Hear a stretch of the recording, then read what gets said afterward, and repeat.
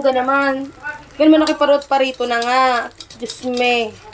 Ba't ka naman kung kailan ako nagluluto? Bakit ka naman saka naman nagbibilihan? Napakaransi tuloy ang ating meatloaf. Inam talaga. Sasabi ko sa inyo, pag may tindahan, aligaga lagi. Inang. Parot-parito. Diyos ko. Kaya sadya ang buhay. Tiis. Pero ito yung masarap. Ito mga gusto ko din. Iyaan mo na. No choice. Hindi kakainin. Pero masarap to. Karanchay.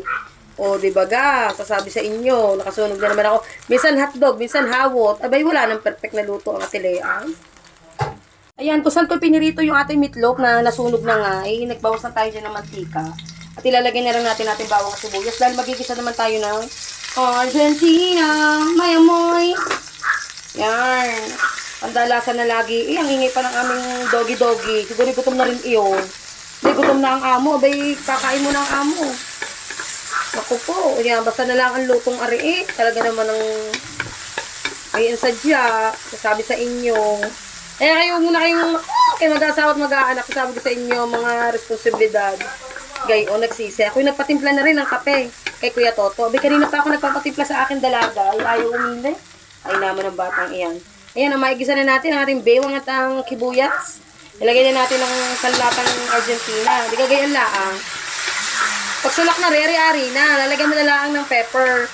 O kaya, kung may mga other seasonings kayo, pwede nyo namang ilagay. Alay, kanya-kanya lang din naman yun ng luto. Kaya mga nagsasalita na hindi na ako makapag-voice over mamaya. Ba't naman minsan talagang may times na nahihiligan kong nagagarni, mag-video, may oras naman talagang wala. Ay, naku po. Today is so busy day. Ayan, kita nyo ba? Mas marami pa yung sibuyas kaysa dun sa aking Argentina. Inam na.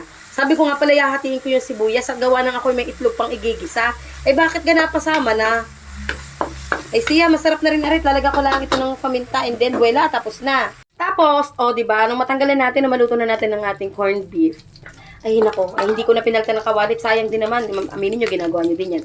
Pagkainit ng mantika, ay, ilagay na natin ng ating garlic. Sayang din, pampalasa din iyan. Diyos ko, sa isang na lamang at maraming hugasin. Naman, tamad pa ako maghugas. Inay pa maghuhugas. Bawang at sibuyas ulit. Naku, mapapagalitan nga pala ako ng aking anak. Dahil yung niluto kong corned beef, ay puro nga pala sibuyas. Ay, pipiliin pa ng pipiliin. Edi alam nyo ng ulam ko, puro sibuyas. Yan.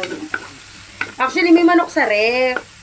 Parang ang gusto kong iluto doon mamaya ay chicken curry. Magpapabili ako ng real gata. Kasi meron ng gata, pero mas masarap pa rin talaga yung totoong gata. Yan, pagkatapos ilalagay na natin ang ating tomato. Ayun. Ba't ka naman ni magluluto lamang? Ngayon, dami ko lang. Kung pasensya na, ewan ko lang. Parang gusto ko lemeng. Tapos, diba, luto na yung nilagang saging natin. Ayun. Inaano ng mga, inuutay-utay na, nina-inay. Habang may kape. Kasarap. Kami kung mang kagahan dito ay late. Kung mananghalian ay late din. At kung magapunan, ang alas 5 dito, merienda pa lamang. At kung magapunan ay alas 8, minsan ay alas 10. Wala lang, na-share ko lang. Ayan. Atin lang igigisa rin bawang, sibuyas, kamatis. Ayan. Lalabugin lang natin ang ating kamatis ng kaunti. Gawa ng share ko lang si ate. Nagluto last time dito nung ginisang itlog lang talaga na may kamatis. Ay talagang ang sarap. Ay naku po, tingnan mo naman kapit. So lalagyan ko lang to ng kaunting tubig para lang itong tutong na ere lumambot-lambot. Na-drain natin, tingnan naman ang itsura dahil nga biglang may bumili. Di ako'y tatakbo sa labas, tapos pinatay ko ulit. Gayon lang, patay bukas. Tapos, di ka tilalagay na natin aring ating naparami-rami. Parang puro palpakisyo sa mga kiluto. Pero, pag palpaki talagang masarap. Tulad ng aking butse, nagluto ako ng for me, hindi perfect. Abay, may nag-order. Just wanna share that to you. May nag-order sa akin on Sunday. Ako naman sige, tatry natin. Ayan, nilagyan na natin. Timplado na rin ang ating egg ng salt and pepper. Pwede nyo lagyan ng magic sarap. Kung gusto niyo mabuhay talaga ng matagal, charot. Pero tinilagyan ko ng magic sarap. May depende sa lagay ninyo. Depende sa panlasa ninyo. Yan. Ito, sasabi ko, pipili ako din ito pagdating kay Lucas. At tanggalin ko pa yung mga bawang, sibuyas.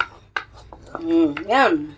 Tapos, on the other side, ng talong. Diba? Naisipan ko, sabi ko, ito pala man yung maghatanghalian na, idamihin na. May itlog, may meatloaf, may Argentina. Di sasamahan na rin natin ng talong. Ito na may lalagyan ko lang ng toyo at sibuyas. Yung tatlo ko gising na doon na, nakahilata na, nakaharap na sa telebisyon. Si Hana, pinagugas ko ng plato. Plato lang talaga yung hinugasan niya. Tindahan ni kahit anong iulam, ay madali na. Prito lang natin to.